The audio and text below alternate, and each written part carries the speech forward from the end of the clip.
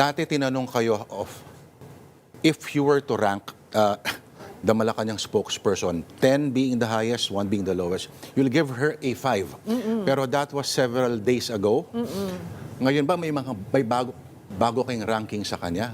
At may iba matataas yung mga grades binibigay sa kanya kasi supposedly, hindi lang info itine-trash out niya, may emosyon pa. Well, ako, from 5 siguro 3. Uy! Pababa ako dahil imbis na hindi mo pinapainit yung sitwasyon, lalo nagiinit yung dalawang kampo at yung mga nanonood napipilitang maging divisive na at talagang pumupunta na sa bawat kampo. Mahirap yon dahil hindi mo makuha yung sentimento ng tao, ng karamihan ng tao sa isang bagay o isang issue. Yung iba, o sabi niyo, yung iba may problema daw sa yung kanyang persona as vlogger, pag nagsasalita siya. Although may disclaimer naman siya sa simula, no, na ang opinion niya at kanya lamang, pero iba rin yung USEC na nagsasalita pagkaharap yung Malacanang press corps. May nakikita ka bang problema ron? Tama ka, Lords, no? Kasi nakilala siya una as a vlogger at yung meron siyang character na pine-perform dun sa vlogging niya.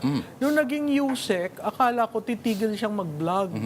Pero parang ina-amplify pa niya yung sinabi niya officially sa personal capacity niya as a vlogger. At the same time, naiiba yung spin. So, kung medyo naaanghangan ka na dun sa official, lalo niyang aanghangan at babanggain yung mga usually niyang suspect na banggain.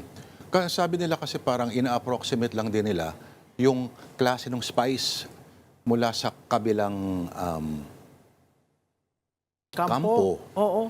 Tama naman yun kasi sa online talagang kung medyo hindi heated ang interaction. Kasi you're really after getting the reach. Hindi na yung followers eh. Yung followers, pwede kang organic, pero yung reach mo malaki.